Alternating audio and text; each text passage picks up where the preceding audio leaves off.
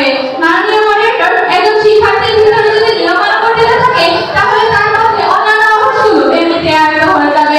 আর একজন মানুষের মধ্যে যদি মূল্যবোধ ও দেশপ্রেম থাকে তাহলে তার মধ্যে অন্যান্য গুলো এমনিতেই হয়ে যাবে।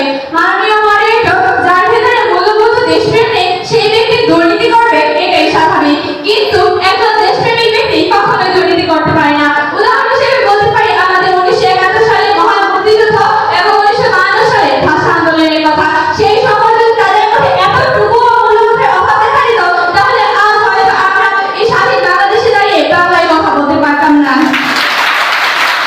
যার মাঝে দেশপ্রেম নেই তার মাঝে দুর্নীতি আছে, আর যার মাঝে দেশপ্রেম আছে তার